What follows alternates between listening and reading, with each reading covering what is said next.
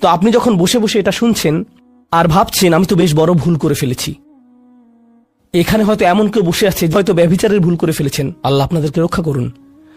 আপনাদের কেউ কেউ হয়তো সেই পথে অগ্রসর হচ্ছেন, আপনাদের কেউ কেউ হয়তো শিরক করেছেন। সকল ধরনের অপরাধ সংঘটিত হচ্ছে আর মানুষ সকল ধরনের অপরাধে লিপ্ত হচ্ছে। আপনি যদি তওবা করেন এবং আল্লাহর কাছে ফিরে আসেন, এই সকল অপরাধ শেষ হয়ে যাবে। কিন্তু এরপর আপনাকে ভালো পথে চলতে হবে। আমিলা আমালান সলিহা ফাউলাইকা ইউবাদদিলুল্লাহু সাইয়্যাতিহিম হাসানাত। অন্য কথায়, যখন আপনি আল্লাহর কাছে ফিরে আসবেন, এটা প্রকৃত অর্থেই প্রত্যাবর্তন হতে হবে, এটা কৃত্রিম হতে পারবে না। ওয়া কানাল্লাহু গফুরুর রহিমা। আর আল্লাহ সর্বদাই ক্ষমাশীল, অতিমাত্রায় ক্ষমাশীল, সর্বদা প্রেমময়, যত্নশীল এবং করুণাময়। আমার সময় ফুরিয়ে যাচ্ছে, কিন্তু আপনাদের সাথে আরো কয়েকটা বিষয় শেয়ার করতে চাই। আসুন এই তালিকাটা প্রথমে শেষ করি, এটা শেষের দিকে। কেউ বলতে পারে যে আমি শিরক করিনি, আমি হত্যা করিনি, আমি জিনাও করিনি, আমি শুধু ছোট বিষয়গুলো করেছি, যেমন আমি ফজরের নামাজ পড়িনি, একদিন ফ্রিজ থেকে আমার ভাইয়ের চকলেট মিল্ক চুরি করে খেয়েছি, বেশ কয়েকবার বাবার সাথে চড়া মেজাজে কথা বলেছি, আরেকদিন একটা পার্টিতে কিছুটা গীবত করে ফেলেছি, কিন্তু আমি হত্যা করিনি। এই তওবা তো আসলেই খারাপ অপরাধীদের জন্য। তাহলে আমার কি হবে? সাধারণ পাপীদের কি হবে? বাকি আমরা যারা রয়েছি, কারণ তারা হলো উঁচু স্তরের পাপী, তাই না? তো পরবর্তী আয়াত বলছে, তোমরা বাকি যারা রয়েছ, ওয়ামান তাবা, যেই তাওবা করেছে, যে কোনো ধরনের তাওবা, আমিলা সলিহান, সৎ কাজ করেছে, ফাইন্নাহু ইয়াতুবু ইলাল্লাহি মাতাবা, তো যখন সে আল্লাহর কাছে ফিরে আসে আন্তরিকভাবে, অনুতপ্ত হয়ে, আল্লাহ সেটাও স্বীকার করেন। না না না, কারণ আমার পাহাড় সম পাপ প্রয়োজন, এটাকে পাহাড় সম পুণ্যে রূপান্তরিত করার জন্য, এটাকে পাহাড় সম পুণ্যে রূপান্তরিত করার জন্য এমন প্রয়োজন নেই। যেই পাপেই লিপ্ত থাকেন না কেন, শুধু তওবা করুন। ফাইন্নাহু ইয়াতুবু ইলাল্লাহি মাতাবা ওয়াল্লাযীনা লা ইয়াশহাদুনা যুর। এমন মানুষ যারা অন্যায়ের সাক্ষ্য হয় না, এর অর্থ হলো তারা সহ্য করে না যখন কোনো অন্যায় সংঘটিত হয়। এই মানুষগুলো আল্লাহর কাছে মর্যাদা সম্পন্ন, কারণ তাদের পরিসরে কেউ যখন মানসিকভাবে নির্যাতনের শিকার হয়, কেউ যখন অর্থনৈতিকভাবে নির্যাতনের শিকার হয়, তাদের পরিবারে ধরুন দুই ভাই মিলে কোনো ব্যবসা করে আর তাদের একজন সকল অর্থ আত্মসাৎ করে অন্যজনকে বঞ্চিত করে, যার ফলে আদালতে গিয়ে এখন একে অপরের বিরুদ্ধে অবতীর্ণ। সেখানে আপনার হয়তো কোনো এক পক্ষের সাথে সম্পর্ক রয়েছে, আপনি নিশ্চুপ দাঁড়িয়ে থেকে অন্যায় হতে দিবেন না, আপনি এটা হতে দিবেন না। যদি এটা আপনার নিজের বাবার বিরুদ্ধেও যায়, যদি এটা আপনার স্বামী স্ত্রী বা সন্তানদের বিরুদ্ধেও যায়, আপনি অলসভাবে দাঁড়িয়ে থেকে অন্যায়কে সহ্য করবেন না, আপনি প্রতিবাদ করবেন। কমপক্ষে এর নীরব অংশীদার হবেন না, আপনি সে স্থান ত্যাগ করবেন। এর সাথে আমার কোনো সম্পর্ক নেই, আমি এর অংশ হতে চাই না। লা ইয়াশহাদুনা যুর, এর আরেকটা অর্থ হলো তারা মিথ্যা সাক্ষ্য প্রদান করে না। কখনো আপনার উপর চাপ থাকে এমন মানুষের পক্ষ অবলম্বন করার জন্য যারা অন্যায়কারী। আপনি জানেন যে তারা অন্যায়কারী, কিন্তু তারা বলে পরিবার আগে ভাই, অথবা বন্ধুত্ব সবার আগে। আর আপনি যদি এটা করেন, যদি আপনার আনুগত্য ভুল স্থানে প্রদান করেন, এটা জেনে শুনে যে আপনি ভুল, তাহলে এটা লা ইয়াশহাদুনা যুর এর লঙ্ঘন। আয়াতটির দ্বিতীয় অংশ, ওয়া ইযা মাররু বিল্লাগwi মাররু কিরামা, এটাও অসাধারণ। এই আয়াতে আল্লাহর কাছে আপনাকে অসাধারণ বানিয়েছে কোনটি? আপনি একটা আসরে রয়েছেন, বন্ধুরা সবাই ঘুরে বেড়াচ্ছে, অথবা আপনি হয়তো কোনো হোয়াটসঅ্যাপ গ্রুপে আছেন। আজকাল যোগাযোগের বিভিন্ন মাধ্যম রয়েছে, আর এই সকল যোগাযোগের মাঝে মানুষ যুক্তিহীন কথা বলে থাকে, মানুষ একে অপরের বিরুদ্ধে গীবত করে, তারা একে অপরের প্রতি বিদ্রুপ করে, তারা একে অপরের সময় নষ্ট করে, আর আপনি এর সাথে কোনো সম্পর্ক রাখতে চান না। তো আপনি কি করবেন? আপনি আসরটি ত্যাগ করবেন। কিন্তু আপনি প্রথমে একটা লেকচার দিবেন না যে এগুলো সবই অর্থহীন, তোমরা নিজেদের সময় নষ্ট করছো, আস্তাগফিরুল্লাহ, আমি তোমাদেরকে আল্লাহর দিকে ডাকছি এবং তওবা করতে আহ্বান জানাচ্ছি, তোমরা এই ভিডিওটি দেখো, আমি এই আসর ত্যাগ করছি না। অথবা আপনি কোনো পার্টিতে রয়েছেন আর বললেন, আস্তাগফিরুল্লাহ, তোমরা সবাই গীবত করছো, আমি এখান থেকে চলে যাচ্ছি। ওয়া ইযা মাররু বিল্লাগwi মাররু কিরামা, যখন তারা এই ধরনের আসরের পাশ দিয়ে যায়, যখন তারা এই ধরনের পরিস্থিতির সম্মুখীন হয়, তারা সেখান থেকে বেরিয়ে আসে সম্মানজনক উপায়ে, মাররু কিরামা।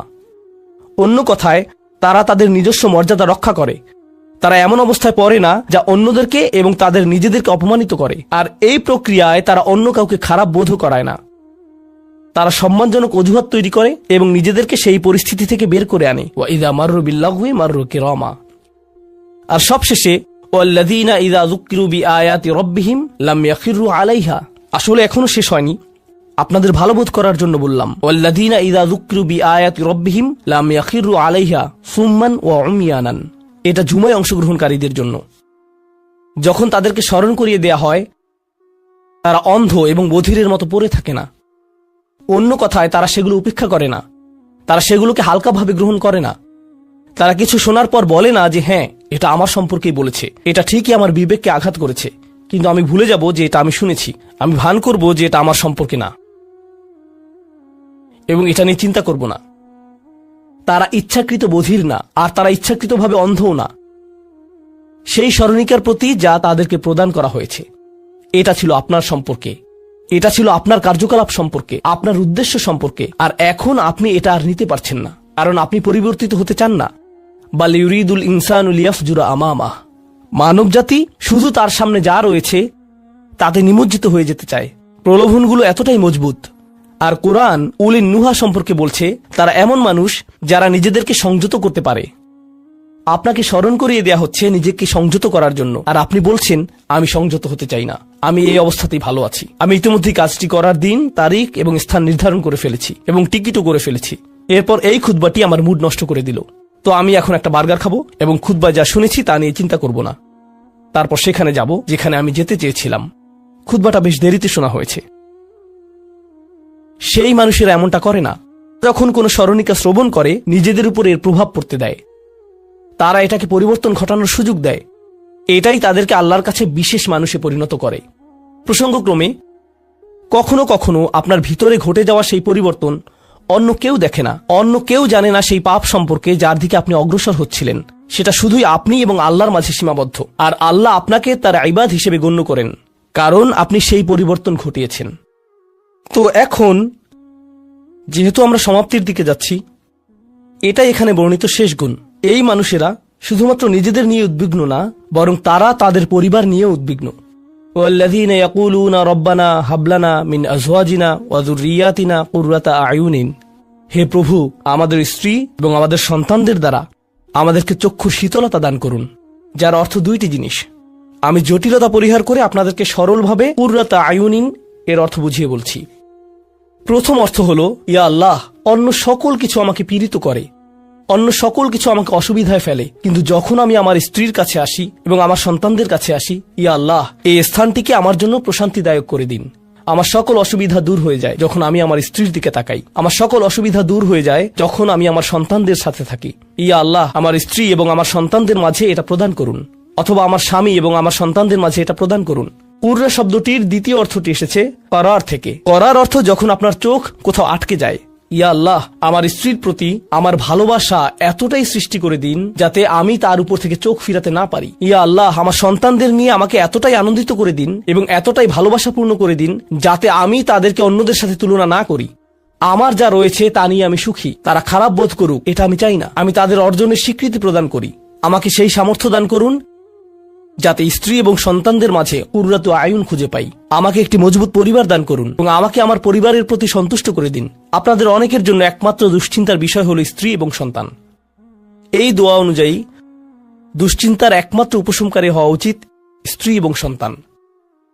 আর আপনি নিজে চেষ্টা না করে শুধু আল্লাহর কাছে কিছু চাইতে পারেন না, কারণ আল্লাহ বিশেষ কোনো বৃষ্টি আপনার পরিবারের উপর বর্ষণ করবেন না, যার ফলে আকস্মিকভাবে আপনি আপনার স্ত্রীকে ভালোবাসতে শুরু করবেন। এর জন্য চেষ্টা করতে হবে। আপনার সন্তানদের সাথে সম্পর্ক উন্নয়নের জন্য আপনাকে চেষ্টা করতে হবে। এটা রাতারাতি ঘটবে না। এটা এমন জিনিস যাতে আপনাকে এবং আমাকে বিনিয়োগ করতে হবে। তো আল্লাহ আমাদেরকে সামর্থ্য দান করুন যাতে আমরা শুধুমাত্র মুখে এই দোয়া করে ক্ষান্ত না হই, বরং দোয়াটি যাতে বাস্তবায়িতও করতে পারি, কারণ আল্লাহ প্রচেষ্টার বিষয়ে জিজ্ঞেস করবেন। এমনকি সেই বিখ্যাত দোয়াটির শেষেও এটা এসেছে, রব্বানা আতিনা ফিদ দুনিয়া হাসানা ওয়া ফিল আখিরাতি হাসানা ওয়া কিনা আযাবান নার। বিখ্যাত একটি দোয়া, তাই না? আমাদেরকে এই জীবনের সর্বোচ্চটা দান করুন, পরের জীবনেরও সর্বোচ্চটা দান করুন, আমাদেরকে জাহান্নামের শাস্তি থেকে রক্ষা করুন। এরপরে আল্লাহ কি বলছেন?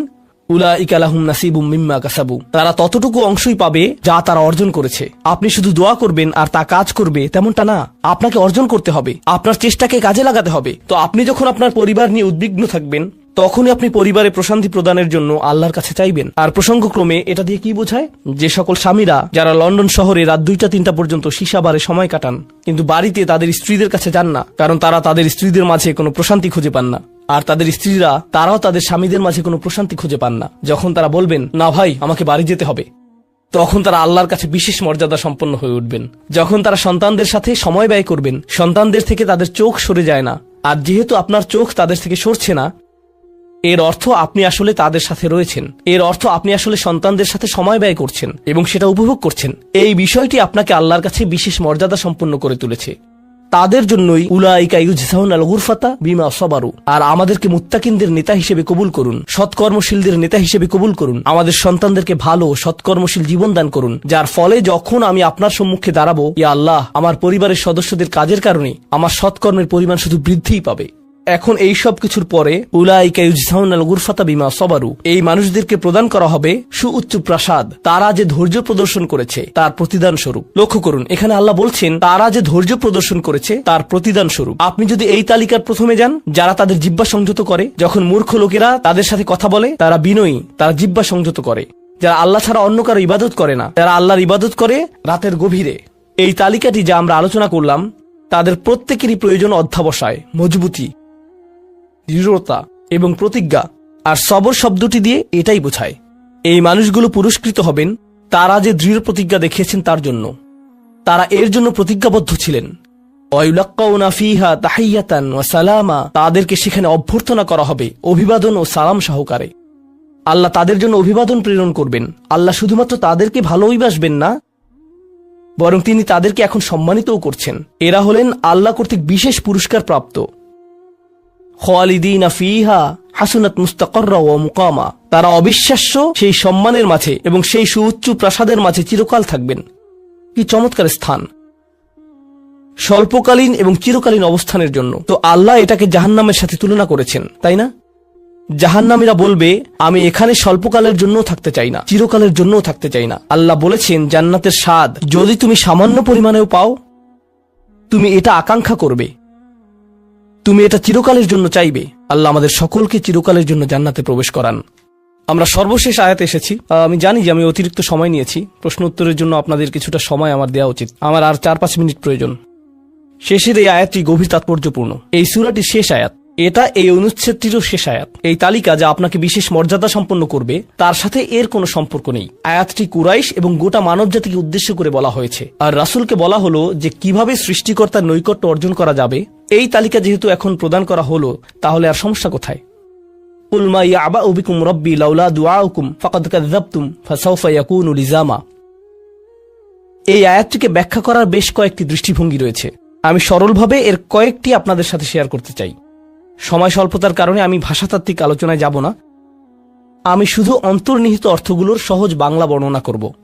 আল্লাহ একদিকে বলছেন, আল্লাহর সম্মুখে তোমাদের কি গুরুত্ব আছে, আল্লাহর সামনে তোমাদের কি মূল্য আছে, তোমরা কি মনে করো, তোমরা যখন আল্লাহর সামনে উপস্থিত হবে কি মূল্য তোমাদের থাকবে। মানবজাতি হিসেবে তোমাদের একটা মর্যাদা দেয়া হয়েছে যা অন্য কাউকে দেয়া হয়নি। দুআউকুম, তোমরা নিজেদের ইচ্ছায় আল্লাহকে ডাকতে পারো। আল্লাহকে ডাকতে হলে তোমাদের নিজস্ব ইচ্ছা শক্তিকে প্রয়োগ করতে হয়। পাহাড়, গাছ, পাখি, তাদের কোনো নিজস্ব ইচ্ছা নেই, তারা আল্লাহকে ডাকতে বাধ্য। ওয়া ইম মিন শাইইন ইল্লা ইউসাব্বিহু বিহামদিহি ওয়ালাকিন লা তাফকাহুনা তাসবিহাহুম। তোমরা আল্লাহর কাছে মূল্যবান যদি একটি জিনিস না থাকে, আর তা হলো তোমাদেরকে বাছাই করা হয়েছে তাকে ডাকার জন্য, কিন্তু তোমরা সেই দায়িত্বকে পরিত্যাগ করেছো।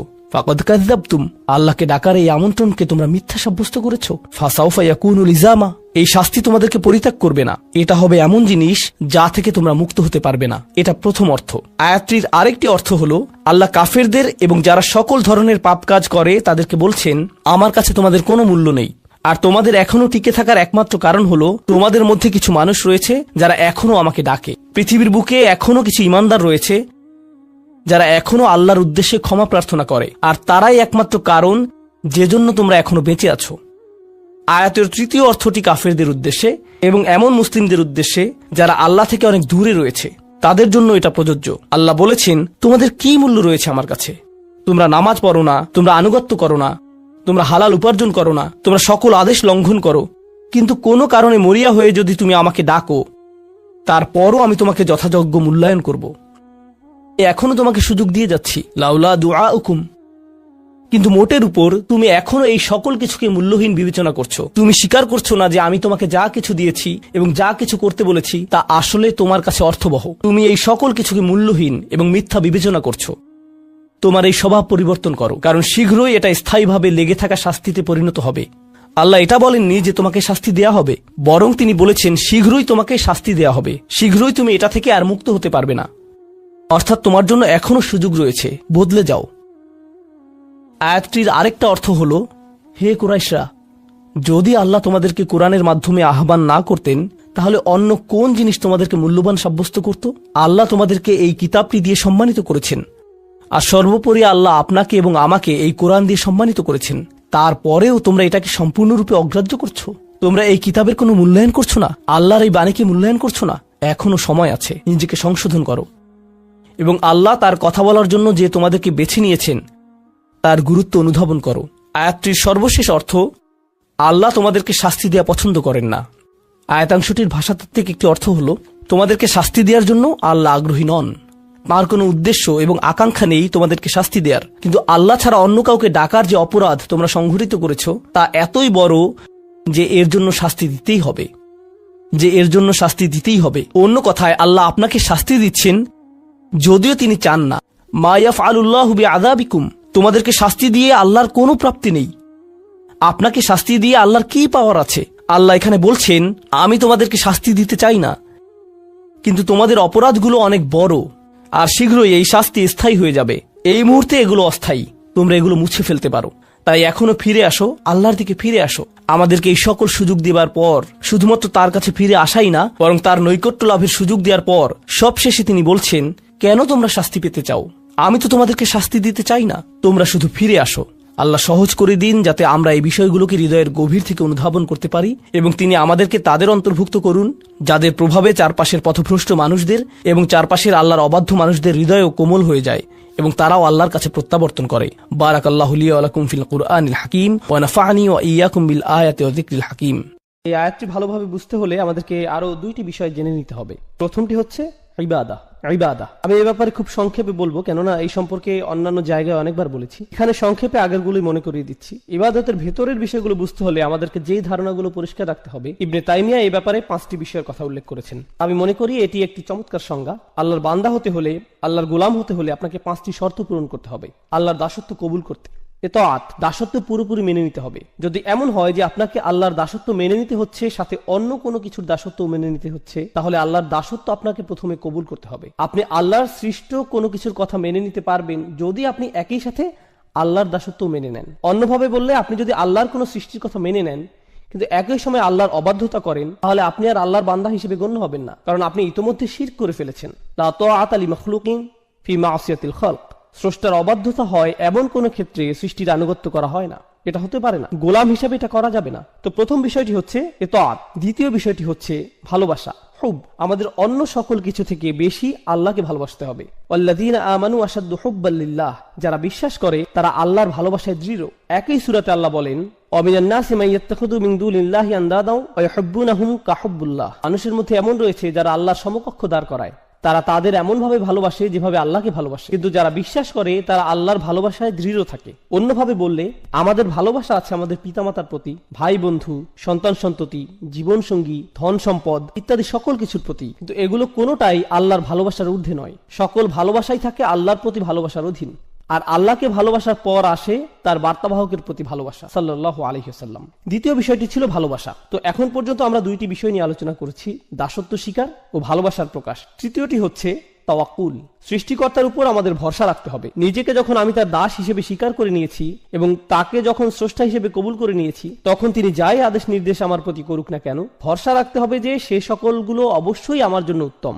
যে অবস্থাতেই তিনি আমাকে নিপতিত করুন না কেন, তার উপর ভরসা রাখতে হবে। ভরসা রাখতে হবে যে যদি আমি তার কথা মেনে নেই, তাহলে তার কোনো আদেশ আর আমার জন্য যত কঠিন হোক না কেন, সেটাই উত্তম পন্থা। ইউরিদুল্লাহু আন ইউখাফফিফা আনকুম, আল্লাহ তোমাদের জীবন সহজ করতে চান, তোমাদের বোঝা হালকা করতে চান। আমরা ভাবি যে আল্লাহর কথা মেনে নিলে জীবন কঠিন হবে, আর তার অবাধ্য হলে জীবন সহজ হয়। আমাদের অনেক সময় এমন হয় যে আমরা চিন্তা করি, আহা, সবকিছুই শুধু হারাম, এত কঠিন, ইসলাম খুবই কঠিন। আল্লাহ বলছেন, না, আমি আসলে তোমাদের ইসলাম দিয়েছি যাতে তোমাদের জীবন সহজ হয়। আর আমাদের অবশ্যই বিশ্বাস করতে হবে যে এটা সত্য। আল্লাহর উপর আমাদের ভরসা রাখতে হবে, তাওয়াক্কুল থাকতে হবে। তো আমাদের হলো দাসত্ব, ভালোবাসা এবং ভরসা। চতুর্থ বিষয়টি হচ্ছে আন্তরিকতা বা অকৃত্রিমতা। যখন আমরা কোনো কিছু করি, বিশেষ করে সেটা যদি ইবাদতের বিষয় হয়, আমাদের সেটা শুধুমাত্র আল্লাহর জন্যই করতে হবে। আপনি আল্লাহর সাথে অন্য কোনো বিষয় একত্র করতে পারবেন না। যেমন ধরুন, আপনি মসজিদে দান করবেন, যদি সাথে এমন চিন্তাও রাখেন যে একটু নামও হবে আর হ্যাঁ দানও হবে, এভাবে নিয়তে মিশ্রণ ঘটাতে পারবেন না। সেটা আলাদা যে দান করলে হয়তো আপনার কিছুটা নামও হবে, কিন্তু মনে যদি আগে থেকে খ্যাতির লোভ থাকে তাহলে আপনার দান বৃথা। আপনার লক্ষ্য শুধুমাত্র আল্লাহর জন্য হতে হবে। আল্লাহ তার জন্য করা নিয়তে অন্য কারো অংশগ্রহণ করা পছন্দ করেন না, বিন্দু পরিমাণও না। আর তিনি আমাদের থেকে যা চান, ইন্না সলাতি ওয়া নুসুকি ওয়া মাহইয়ায়া ওয়া মামাতি লিল্লাহি রব্বিল আলামিন, এই আন্তরিকতার ব্যাপারে আগের সূরাতে আলোচনা হয়েছে। ফাসাল্লি লিরাব্বিক, তোমার রবের প্রতি আন্তরিকতার সাথে সালাত আদায় করো। আল্লাহর জন্য কোনো কিছু করার ক্ষেত্রে আমাদের নিয়তকে পরিশুদ্ধ করতে হবে।